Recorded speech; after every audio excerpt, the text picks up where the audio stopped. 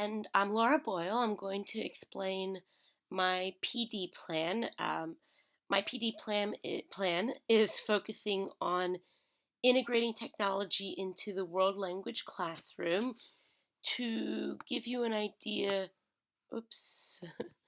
To give you an idea of the context I'm working with, my school is a rural school corporation, and we are a campus with grades 7 through 12. I didn't write it in here, but we have less than 400 students in those grades. We have a one-to-one iPad initiative. Every student, every teacher, every administrator has their own iPad. The students can take home the iPads, and probably 85% of our students have Wi-Fi at home so that they can access the internet while they're at home. However, not 100% of them do. We have a very supportive leadership team in our school.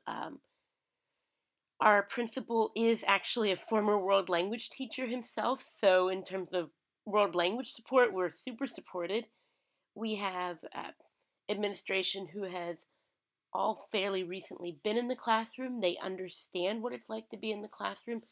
Additionally, we have a very supportive technology team that's made up of about 4.5 people. And I say half a person because we have somebody who is part time. Not that they are half a person, of course. In terms of the context, the target audience for my PD plan is actually one other world language teacher, my colleague, and I am her mentor. Um, she is fresh out of college. She has exactly 1 year of teaching experience, which was this school year that we just finished.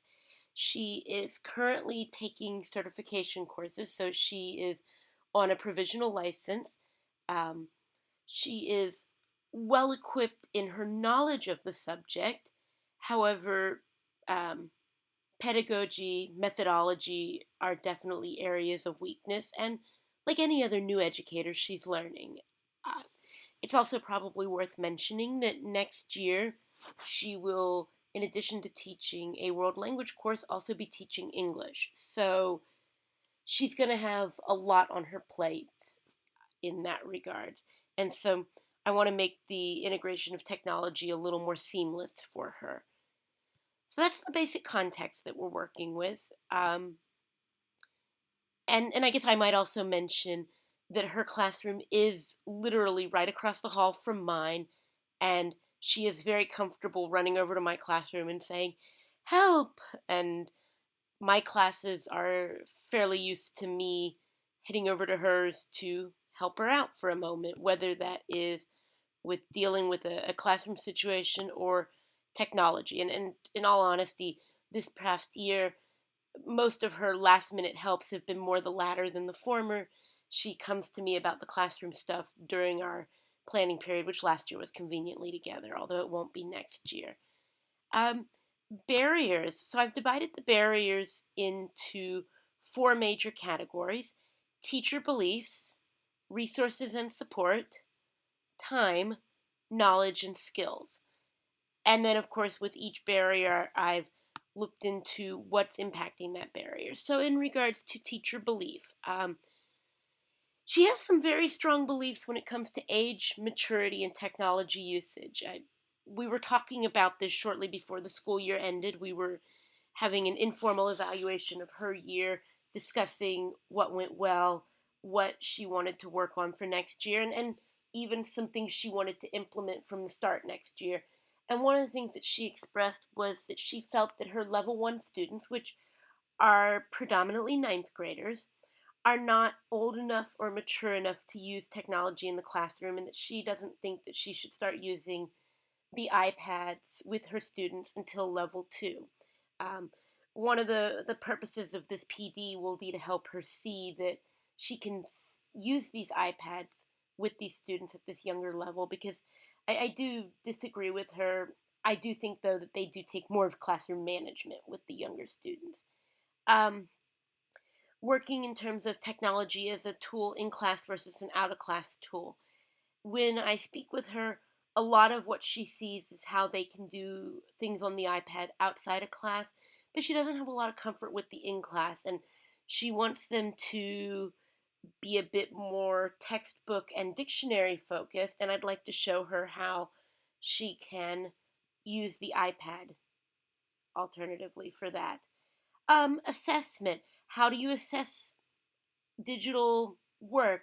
How can she use our learning management system, which will be Canvas, to make her life a little easier when it comes to grading? How can she set guidelines so that it's easier to use rubrics to assess digital creations? And then, of course, teaching methodology. How can she integrate the iPads into the methodology that she already uses so that she's not having to reinvent the wheels? And one of the things that when I was reading a study from Tsai and Chai is that they talked about the fact that teachers have to reorganize learning material. Um, they have to reorganize how they actually teach. And so you can see the quote here: as classroom context and students are quite dynamic, the teachers, oops, I need to change that spelling there, should rely on some design thinking to reorganize or create learning materials and activities, adapting to instructional needs for different contexts and varying groups of learners. And like she talked about with her feeling of her lower level students not being quite ready, again adapting it to make it work for her and for them with using the iPad. So I think one of the big areas I will have to focus on this PD is her beliefs, and in some ways I'm going to consider them to be myths because she hasn't necessarily tested all of them, and dispelling them, or at least getting her to a point where she's comfortable testing some of them. And she may find that for her, not everything works as, of course, the same as it does for me, which is normal. So then we focus in on knowledge and skills. And one of them, of course, is I said there's an app for that. Um, really just knowing what kinds of apps are out there because it takes a lot of time and it takes a lot of time to realize what apps are accessible to our students.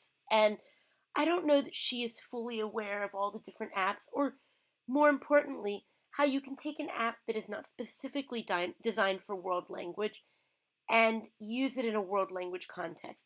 So, for example, I'm thinking about using meme generators, Educreations, iMovie, uh,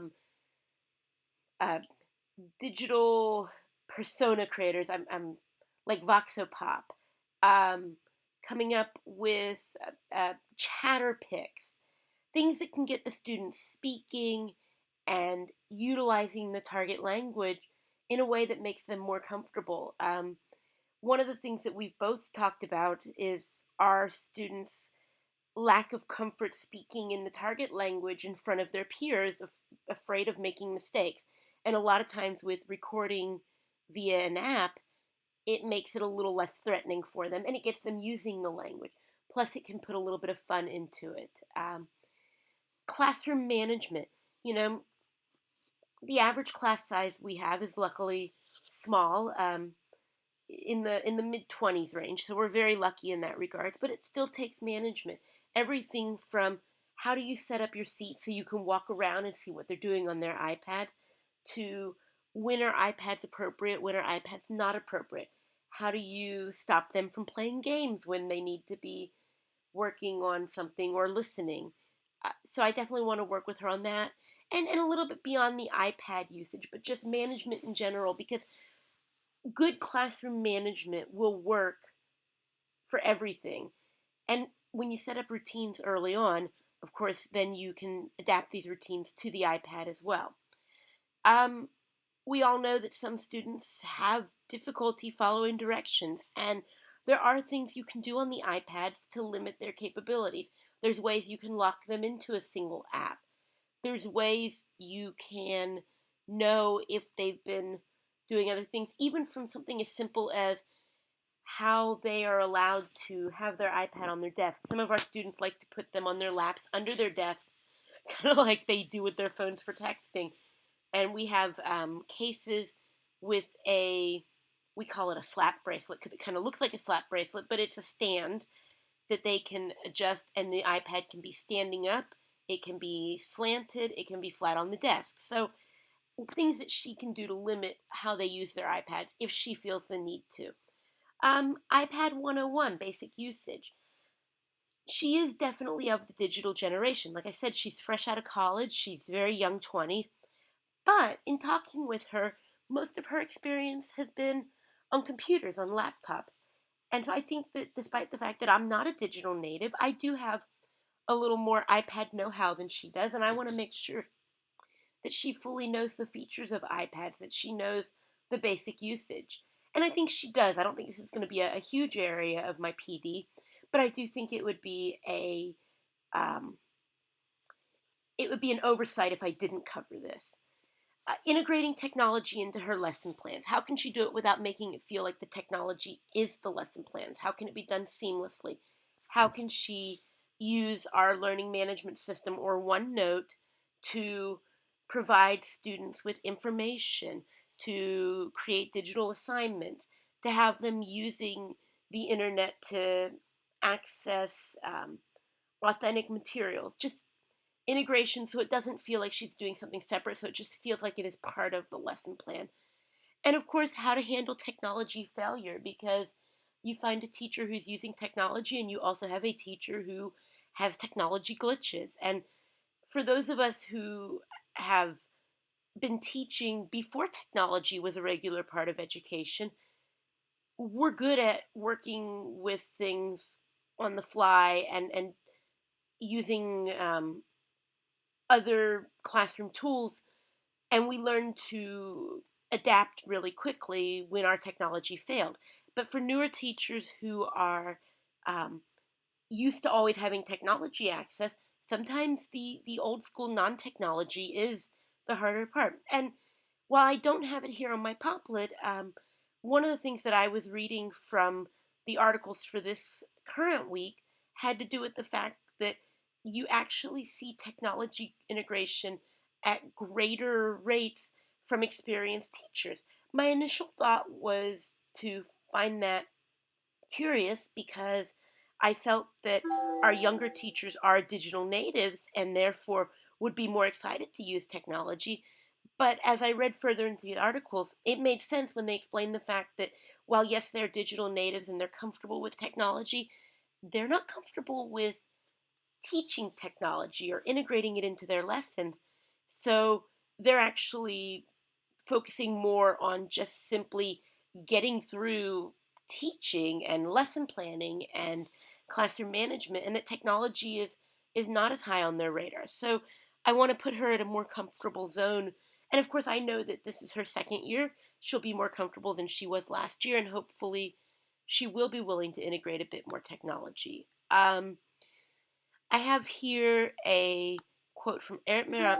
Eric Miram. I'm not going to read it directly, but I think it was interesting that originally we thought, we being researchers, being educators, technology specialists, thought that if the teachers had the access, they would um,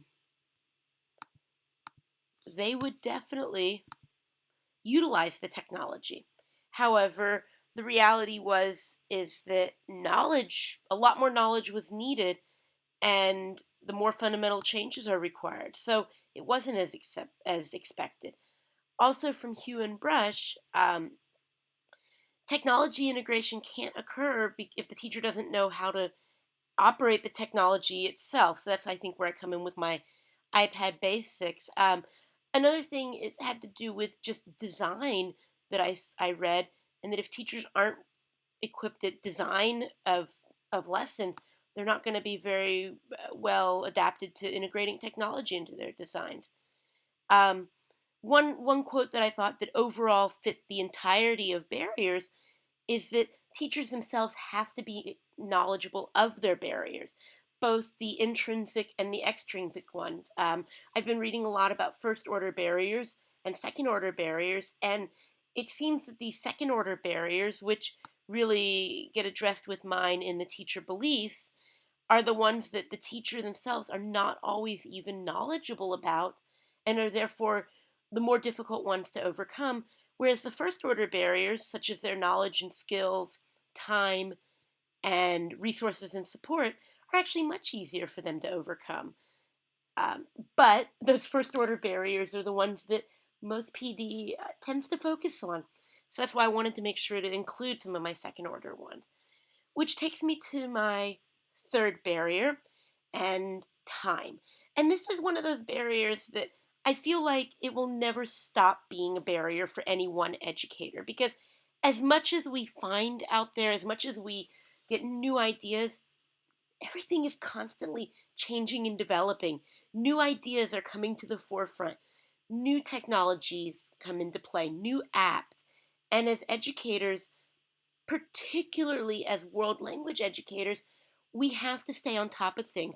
Language is dynamic, culture is dynamic.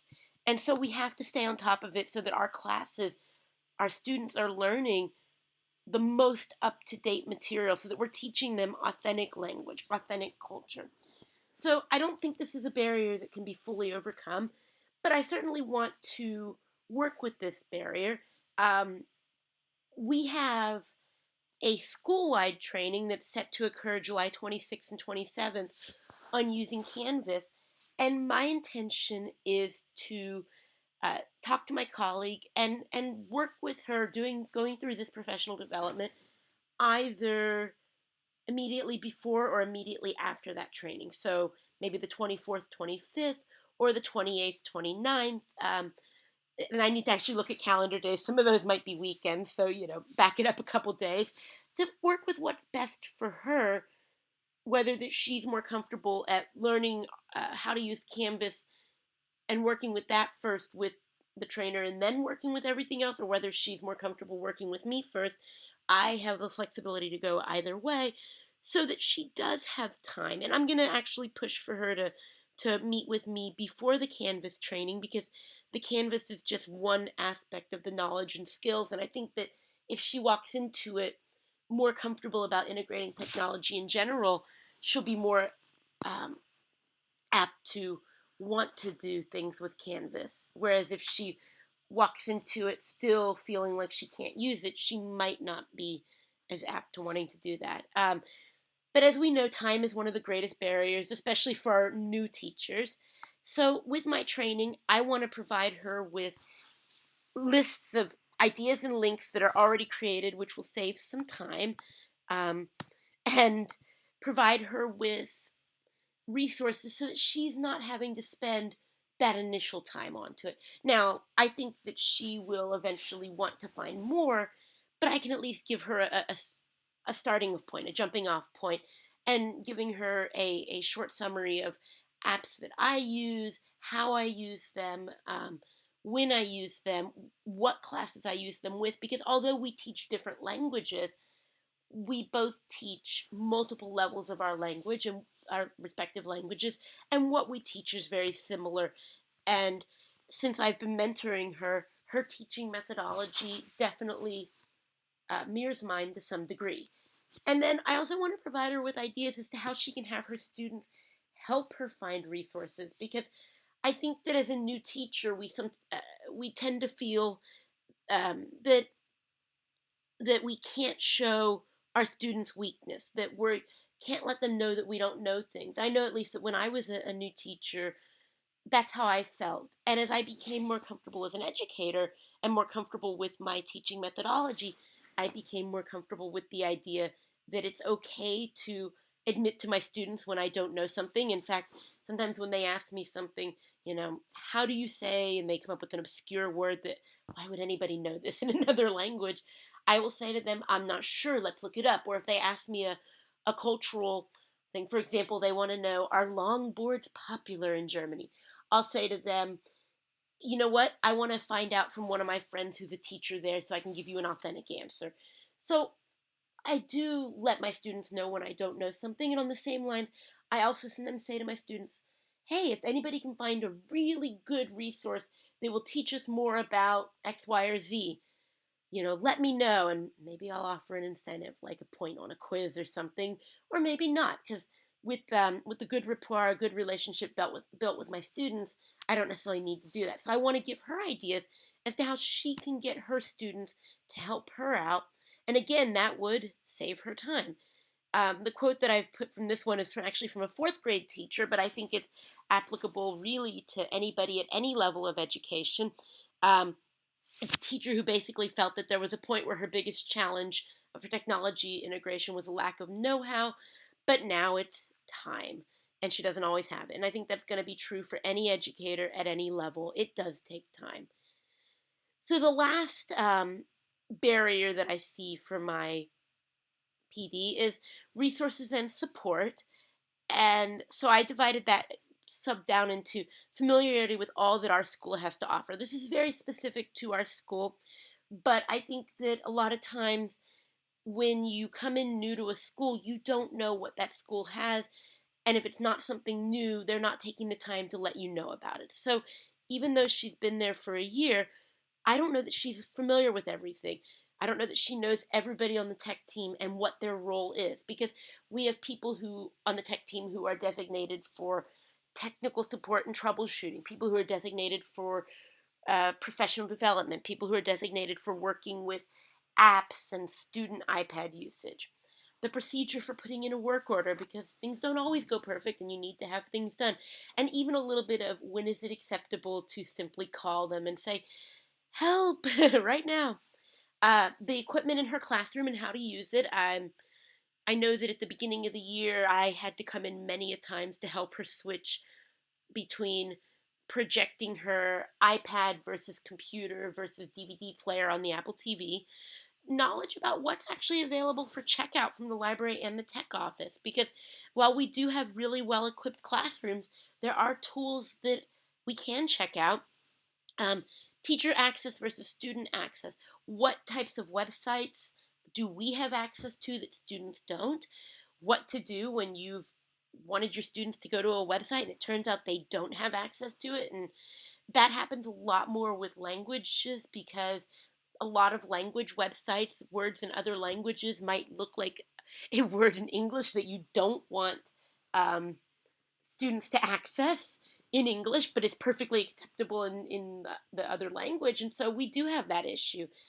And then also we have an app portal and how to use the app portal with students and how to request apps, because our students have to have apps pushed to them through the app portal. So there's a process there. It goes back to the work order procedure. In fact, I probably could just simply connect these two. Whoops. Not quite what I wanted to do. I'll have to figure out how to make that link connect them. But yeah, I would definitely say connecting those two, because they do work together. You have to put in a work order for that. Um, and then my quote here is basically that once you've got your classroom management, you got your knowledge and skills, you've got to have the resources, you've got to have the support, you've got to have the professional development.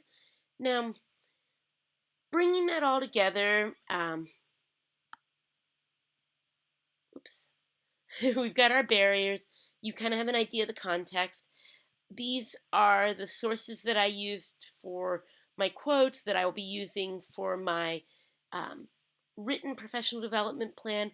What I'm hoping is that this all comes together in a way that my colleague can feel comfortable integrating more technology into her classes, that her students feel like they're using their iPad for her classes more than just a device to take notes on, and that she starts to see how much technology can help her as opposed to seeing it as a hindrance. Thank you for listening. I appreciate any and all feedback that I get, and have a great